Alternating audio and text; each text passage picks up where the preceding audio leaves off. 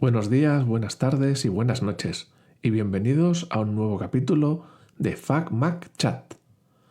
En esta ocasión estamos de aniversario. Se cumplen 40 años del lanzamiento del Macintosh, un 24 de enero de 1984. Este momento es muy importante para nosotros, pues fue el lanzamiento del producto que da nombre a nuestra web, FacMac, a nuestro podcast, FacMac Chat, a nuestro canal de Telegram y bueno, digamos nuestra razón de ser. Así que estamos muy contentos por este momento. Es una fecha también importante, 40 años. Digamos que el Mac ya alcanza su madurez y queremos celebrarlo pues con este capitulito donde vamos a hacer un pequeño repaso de la historia y de cómo estaba el panorama en aquellos momentos en el mundo de la informática y en el mundo de Apple. Pues bien, nos remontamos a los años 70. Hasta ese momento los ordenadores eran grandes, pesados y muy caros. Estamos hablando de equipos que ocupaban toda una habitación o más y estaban reservados para gobiernos, para grandes empresas, grandes corporaciones. Para nada un equipo para uso doméstico, para uso personal o para una pequeña empresa, porque el coste era prohibitivo, además de que solían requerir personal especializado solo para utilizar ese equipo.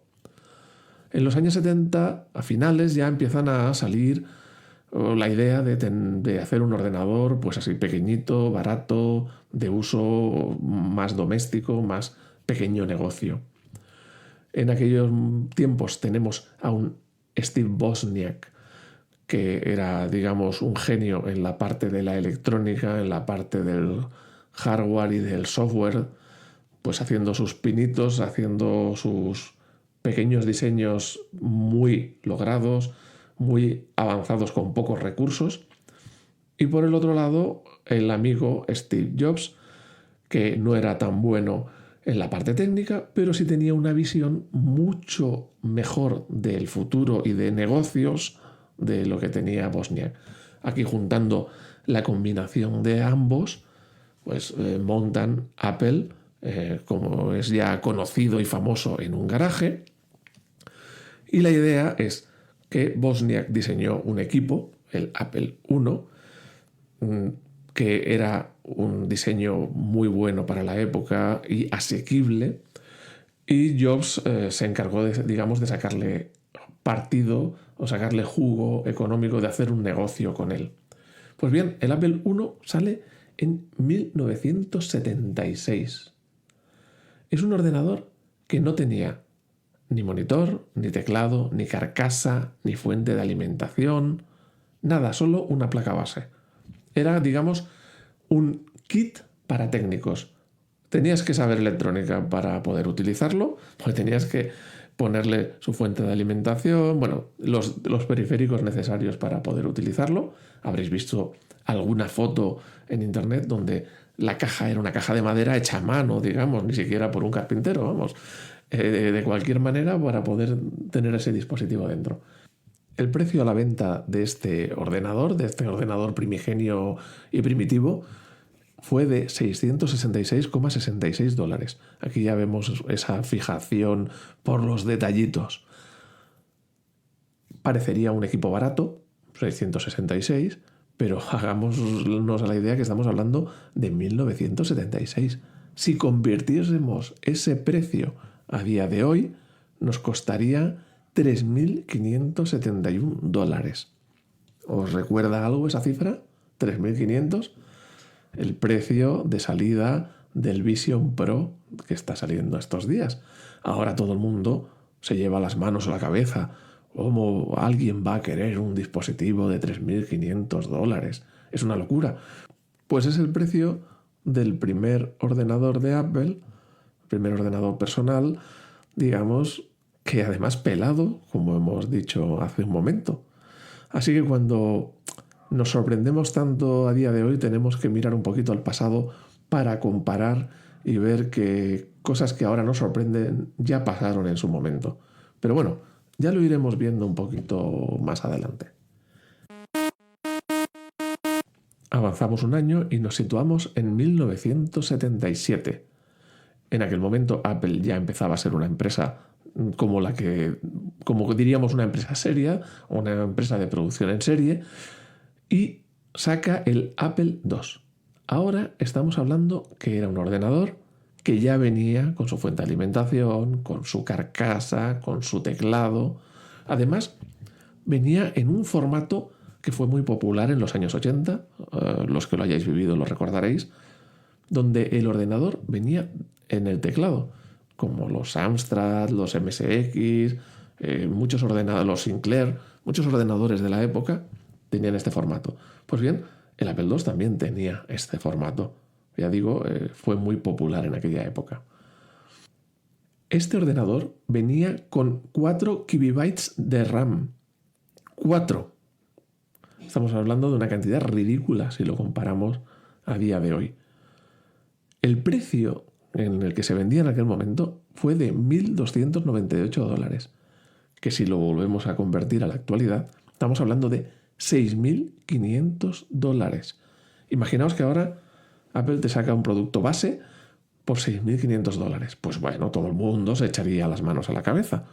Bueno, pues es el precio equivalente que tenía este ordenador personal o para pequeña empresa que sacó Apple en 1977.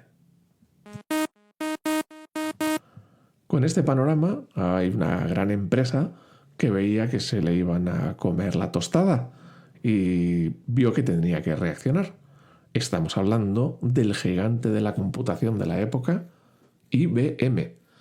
En 1981, 4 años después de la salida del Apple II, sacó lo que se llamó el IBM PC, el ordenador de IBM enfocado al consumo, al uso personal, al uso de pequeña empresa.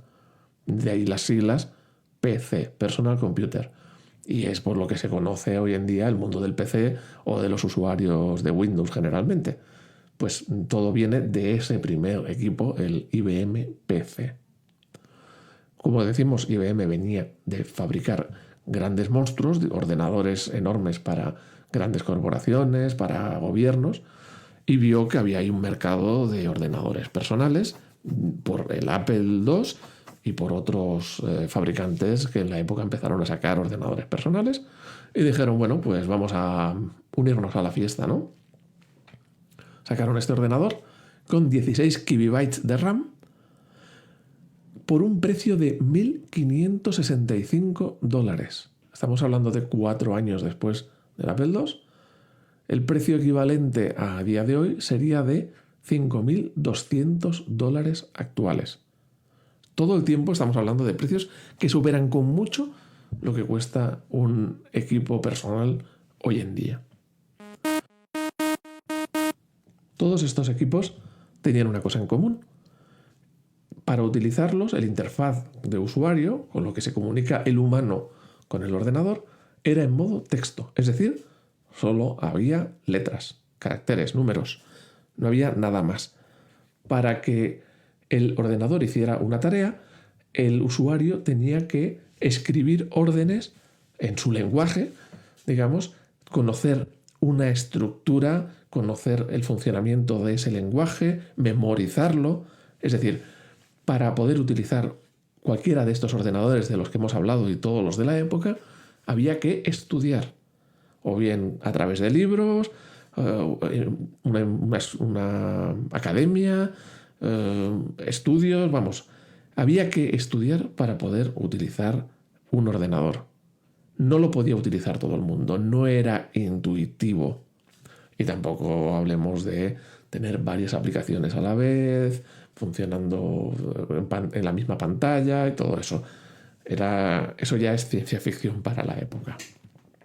En aquellos tiempos, Steve Jobs y unos compañeros de Apple visitaron las instalaciones de otro gran monstruo de la computación, Xerox. Xerox era famoso también por las fotocopias. Es más, en cierto momento, o ciertas personas aún le llaman xerocopia, porque fueron los que sacaron esta tecnología. Pues Xerox tenía Xerox PARC, un laboratorio donde diseñaban, donde sacaban ideas, diseñaban nuevos productos, nuevas soluciones. Y bueno, por ejemplo, la red Ethernet que seguimos utilizando a día de hoy se fue diseñada allí por aquellos tiempos, o sea que imaginaos lo avanzados que eran.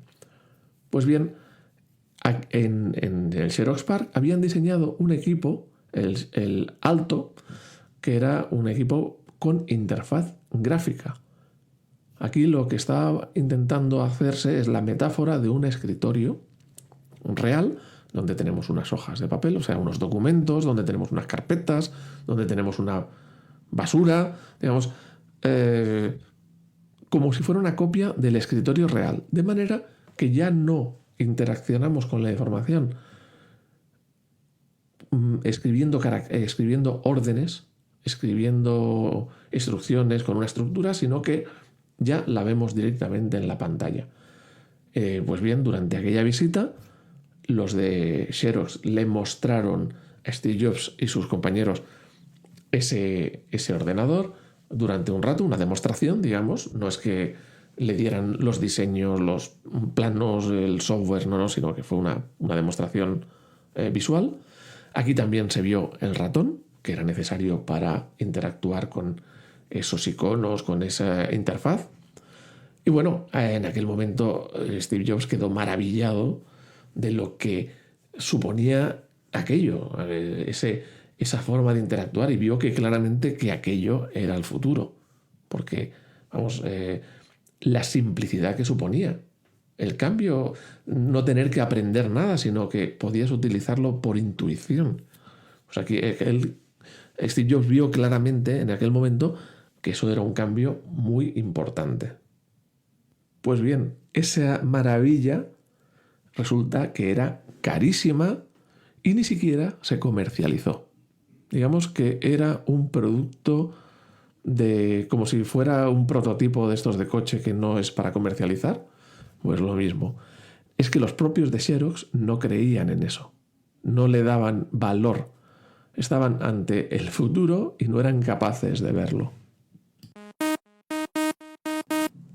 En Apple empezaron a trabajar en un equipo del mismo estilo, digamos, un equipo basado en interfaz gráfica. Tuvieron que hacerlo todo de cero, como he dicho, no tenían los diseños, ni el software, ni el hardware, ni ninguna muestra. Simplemente tenían lo que habían podido ver en aquella pequeña demostración. Entonces diseñaron un equipo, un ordenador, con interfaz gráfica que no fue el Mac, que fue uno anterior, llamado el Lisa. El Lisa salió en 1983. Y el problema del Lisa es que era demasiado avanzado para la época. Pensemos que 2 años antes había salido el IBM PC con 16 KB de RAM. Pues bueno, el Lisa tenía 1 MB de RAM. No tenía el doble de memoria, ni el triple, ni el cuatriple, ni 10 veces más. Tenía 64 veces más de memoria. Y la memoria era algo caro. Entonces, tenemos que el precio de salida fue muy alto. Fue $9.999, que vendrían a ser $30.000 de hoy en día. Vamos, que no fue ningún éxito, fue más bien un fracaso comercial. Pero, gracias al aprendizaje del Lisa, se pudo desarrollar el siguiente proyecto, que fue el Macintosh. Un equipo realmente diseñado para uso personal o para uso de pequeña empresa, pero basado en el mismo principio del Lisa, a través de interfaz gráfico. Así que en 1984, por fin, se presentó el Macintosh, que heredaba todo el trabajo del Lisa, pero a un precio mucho más contenido. Y evidentemente también más contenido en cuanto a prestaciones. Aquí teníamos un cambio de formato muy importante. Como hemos dicho antes, el ordenador solía venir en el teclado, que eran lo que solíamos tener en todos los ordenadores de la época. Pues bien, en este caso el ordenador venía en la pantalla, que es el mismo diseño prácticamente que tenemos hoy en día en el iMac, donde el ordenador viene en la pantalla. La diferencia es que el iMac ha ido creciendo en tamaño de su pantalla y ha ido reduciéndose en la profundidad. Pero la idea es la misma. Así que a día de hoy seguimos teniendo a la venta el mismo formato que salió hace 40 años, aunque más estilizado, pero la idea es la misma. Este ordenador, por lo tanto, sí venía con una pantalla, sí venía con un teclado y sí venía con un ratón. Y además venía con una disquetera integrada. No, los ordenadores anteriores no solían tener una disquetera y la tenías que comprar aparte. Aquí Apple también fue pionero, porque empezó utilizando los discos de 3,5, los discos de 3,5 pulgadas. Hasta entonces, los discos que se estaban utilizando eran discos de 5,25, 5 pulgadas y un cuarto, que eran discos flexibles. Teníamos el disco encerrado en una carcasa de un tipo de plástico blandito y tenía una pequeña ventana donde entraba el cabezal para leer y grabar la información. Estos discos venían a tener un tamaño parecido a lo que sería un CD, digamos, aunque por fuera se veía cuadrado y no redondo.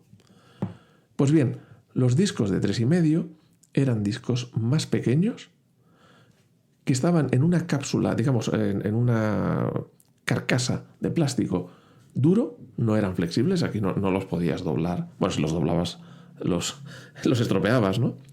Y además tenían una tapa metálica, luego cuando se fue empeorando llegaron a ver los de plástico, pero una tapita que tapaba esa ventana de acceso al disco para los cabezales. De forma que cuando metías el disco, la tapita se movía lateralmente y los cabezales llegaban al disco, y cuando sacabas el disco, esa tapita volvía a su lugar y tapaba la ventana de acceso al disco, dándole una mayor protección pues ante el polvo, ante suciedad o lo que sea.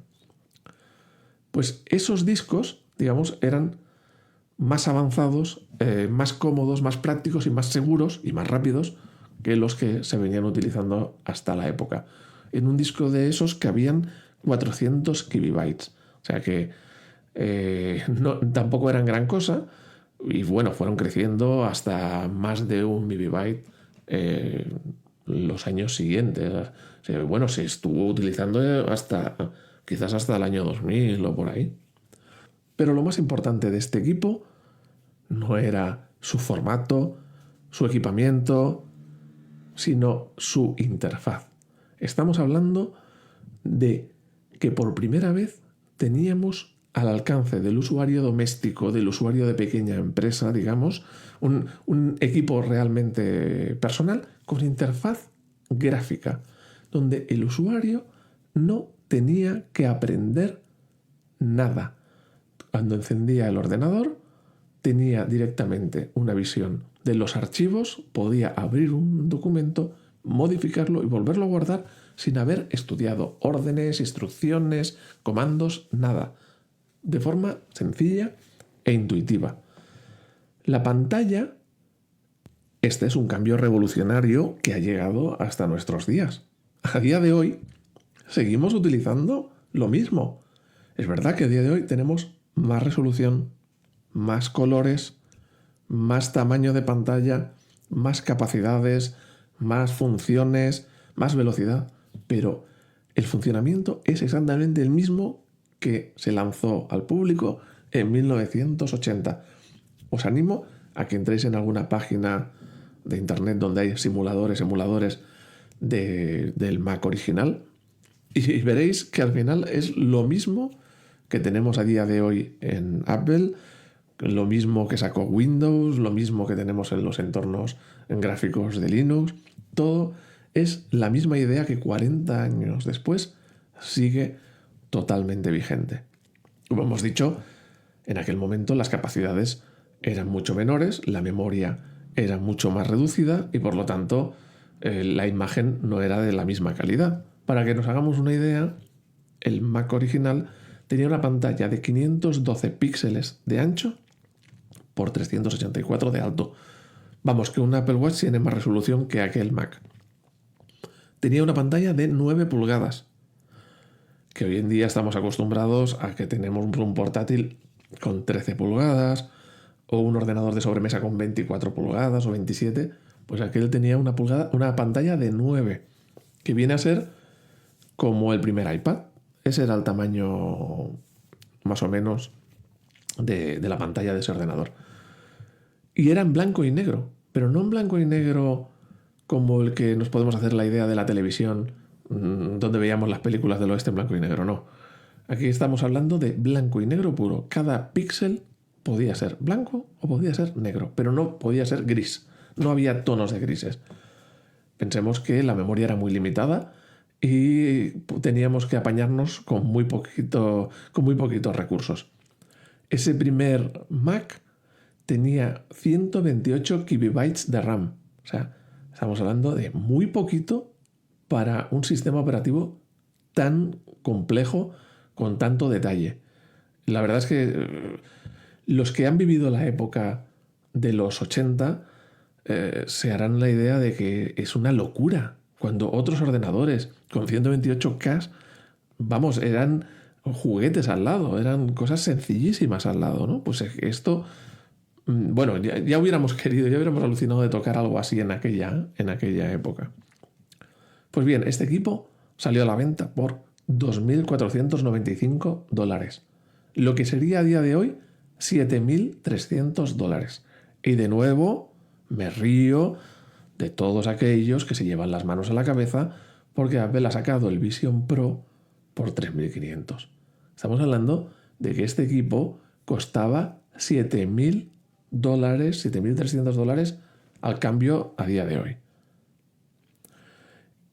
Era el primer sistema que se vendía, como hemos dicho, para uso doméstico y pequeñas empresas a un precio razonable, si lo comparamos con el Lisa y con otros equipos, y más para tener interfaz gráfica. Pero bueno, tampoco era muy diferente al IBM PC que hemos visto antes, y el IBM PC no tenía esa capacidad, ese sistema operativo tan avanzado ni de lejos. Aquí ya Apple apuntaba las maneras a las que nos tiene acostumbrados. La sencillez.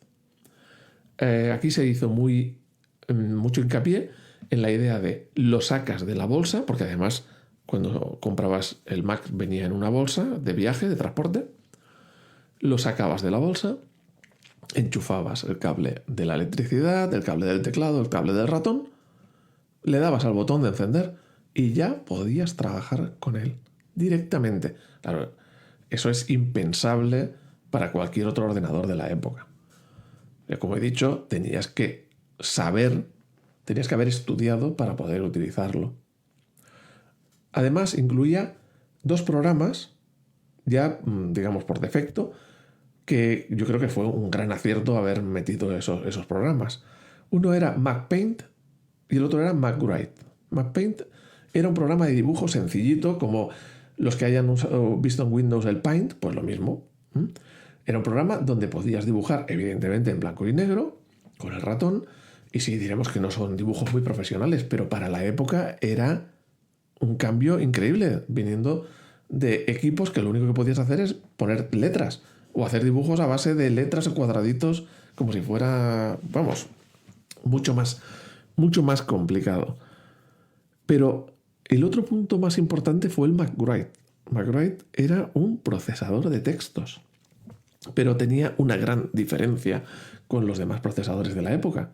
Era que lo que tú veías en pantalla era lo que saldría por la impresora. Hasta entonces, un procesador de textos, bueno, hasta entonces no, hasta entonces y muchos años después.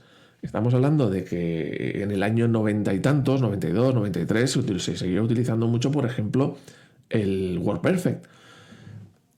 Tú tenías un texto en pantalla que era con el tipo de letra del ordenador, letra monoespacial, luego hablaremos de eso, donde tú no veías realmente cómo iba a quedar en el papel, porque el tipo de letra de la impresora era distinto.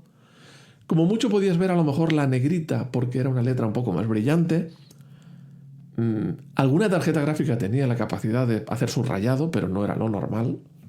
Y nada de cursiva, nada de letras de tamaños distintos, nada de tipos de letra distintos. Claro, en el año 84, que tú podías ver en la pantalla del ordenador diferentes tipos de letra, diferentes tamaños, diferentes estilos, que si cursiva, que si subrayado, tal y como iba a salir en la pantalla. Eso era una locura. Vamos, yo recuerdo quedarme con la boca abierta al ver un programa así en Windows en el año 93 o 94 en comparación con el uso habitual, que era todo en modo texto. Pues imaginaos eso 10 años antes. Es que era un cambio increíble y un ahorro de tiempo muy grande para los que tenían que hacer documentos donde la apariencia era importante. Pensemos además otro detalle, bueno, de esto de que a Steve Jobs se obsesionaba con los detalles. Cuando Steve Jobs estuvo en la universidad, hizo un curso sobre tipografía, sobre tipos de letras, sobre caligrafía, digamos. Y ahí aprendió mucho sobre la letra y tuvo un empeño especial en que el Macintosh tuviera una letra elegante. Pasáramos de la letra monoespacio, monoespacio es todas las letras ocupan el mismo ancho. Por ejemplo, la I latina ocupaba el mismo ancho que la M, cuando claramente pues una es mucho más ancha que la otra en la vida real, ¿no? Pues aquí teníamos tipos de letra de ancho variable, donde la I ocupaba muy poquito y la M ocupaba más. Pues no solamente lo teníamos en un procesador de texto, sino que toda la interfaz funcionaba con tipo de letra de ancho variable. Entonces, claro, de cara a la elegancia del sistema operativo, la elegancia de la pantalla, era mucho mayor que cualquier ordenador de la competencia.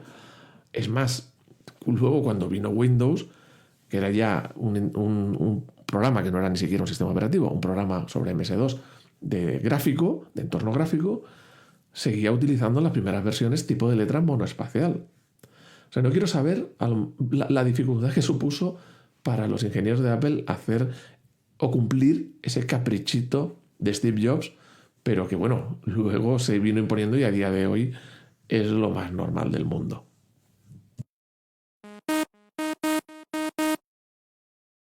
Algunos consideran que Apple al final lo único que hizo fue copiar a Xerox y por lo tanto consideran un demérito esta visita a los laboratorios de Xerox.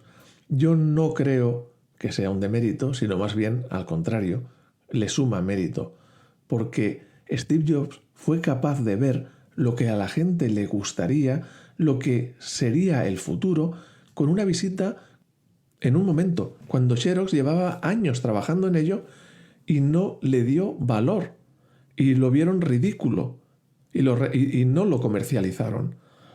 Pensemos que estaban sentados en una mina de oro y no eran capaces de sacarle partido. Y otro que pasó por allí y lo vio un momento fue capaz de ver todo aquello. Fue capaz de replicar todo un sistema gráfico sin tener nada. No tenían documentación, no tenían hardware de muestra, tuvieron que hacerlo todo de cero. Y además lo hicieron más rápido que la empresa que lo había hecho originalmente, porque fueron capaces de sacarlo al mercado antes, vamos, y eso que empezaron mucho más tarde. Además, hay otro elemento importante. Si tú tienes una idea y otro la ha tenido antes, otro con más medios, con gente preparada, y la ha despreciado, te haría pensar de que no es una buena idea, porque otro ya la tuvo y no le vio sentido o fue un fracaso.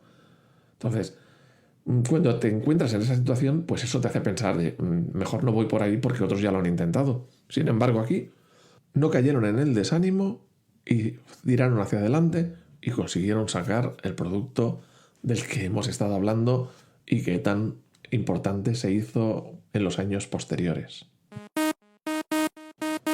Aquí también tenemos otro conocido en el mundillo, Microsoft. Microsoft también estaba empezando por aquellos tiempos y Microsoft trabajó para Apple. Por ejemplo, el primer Excel que salió fue para Mac. A Apple le venía bien tener a alguien que le hiciese software.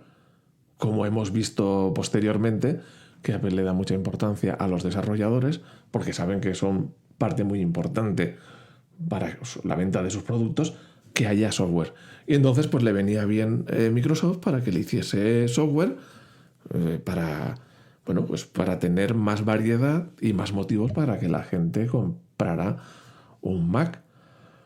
Entonces le entregó varios Macs a Microsoft, a Bill Gates, que no solamente hicieron el software, sino que aprovecharon para copiar el sistema operativo.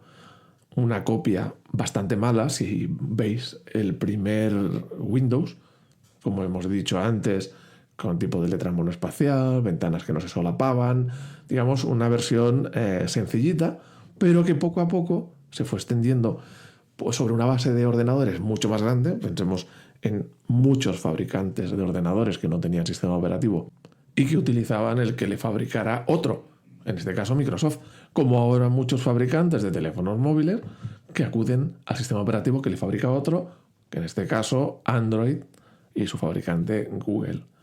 Pues en aquella época lo mismo, y entonces ya se fue cada vez haciendo más extenso el tema de Windows, y en 1995 ya tuvimos por primera vez el sistema operativo de Windows, porque lo que había antes no era un sistema operativo, era un programa que se ejecutaba sobre MS2. Estamos hablando de 11 años después. Y en aquella época la informática evolucionaba muchísimo más rápido que ahora. O sea, la diferencia entre 1984 y 1994 en hardware y en software es muchísimo más grande que la que ha habido entre 2010 y 2020. Ahora los incrementos o los cambios en la informática son mucho más pequeños. En aquella época los cambios eran radicales, bueno, en pocos años se duplicaban y se triplicaban las capacidades. Aquel primer Mac fue como abrir una ventana a través de la cual se veía la información digital, binaria, los ceros y unos, los voltios, digamos, de la información, se convertía en algo que una persona podía entender fácilmente, ya no interpretando palabras, como eran los entornos de texto, sino que de una forma muy visual, una forma gráfica, una persona podía entender la información electrónica digital y no solo entenderla, sino interactuar con ella y modificarla. Y estábamos en una ventanita de 9 pulgadas que nos permitía acceder y modificar y trabajar con la información. Esa ventana ha ido creciendo. Se han hecho monitores más grandes, monitores de más pulgadas, y también incluso se han hecho ventanas más fáciles de tener en la mano, por ejemplo, el iPad. Y se han hecho ventanas que te las puedes meter en el bolsillo, por ejemplo, el iPhone o los demás smartphones del mercado. Y todo es la misma idea, la misma que salió en 1984. Una ventanita donde te permites acceder a la información y trabajar con ella, interactuar con ella. Pues bien, 40 años después, esa idea sigue plenamente vigente, pero toca dar el siguiente paso. Ahora pasaremos de estar viendo una ventana más o menos grande a cruzar esa ventana y meternos dentro de la información. Que la información nos rodee por todos los lados. Sí, estoy hablando de Vision Pro, que yo creo que es el siguiente gran cambio en la informática, en la computación. Bueno, pues un cambio a nivel del que sufrimos o del que vimos hace 40 años. Es un cambio más importante de lo que quizás podemos creer. Muchos dicen que esto, ¿para qué quiero yo eso? ¿Qué me aporta? Bueno, pensemos que muchos también lo dijeron en la época del primer Mac. ¿Quién va a querer tener un ordenador en su casa? Creo que lo decía en Hewlett Packard. ¿Quién va a querer eso de un ratón? Lo decían los de Xerox. Entonces, en aquella época ya mucha gente despreciaba esa idea con un equipo mucho más caro que el Vision Pro. Mucho más caro que el Vision Pro. Y mirad dónde estamos ahora. También muchos lo dijeron del iPhone. ¿Quién va a querer un teléfono de $600 cuando lo normal era que se gastaba más, se gastaba pues 50 euros aquí? Bueno, y mucha gente no se gastaba ni un duro porque se lo daban en su compañía con el contrato de llamadas. Ya le daban el teléfono. Entonces, gente que estaba acostumbrada a no pagar nada por un teléfono o pagar a lo mejor 40 o 50 euros, que le digan que le van a vender un teléfono de 600 euros, pues evidentemente muchos se rieron de eso. Y bueno, a día de hoy ya sabemos cuál es la historia. Entonces, es interesante que veamos esta situación actual y que la guardemos en algún sitio para dentro de unos años ver cómo ha evolucionado el tema del Vision Pro, el tema de otros fabricantes que quizás estaban ahí un poquito a la espera o, digamos, a ralentí, y que gracias al Vision Pro también van a despegar. Y yo creo que en los próximos años vamos a ver cosas muy impresionantes. No mañana, no el mes que viene, pero dentro de 40 años, ¿qué tendremos dentro de 40 años? Espero que este capítulo os haya gustado, espero que lo hayáis disfrutado, espero que os haya hecho pensar y bueno, espero que volvamos a oírnos muy pronto. Podéis dejar vuestros comentarios en FacMacChat o en la propia web sobre los artículos que más os gusten y más os interesen. Nos oímos pronto.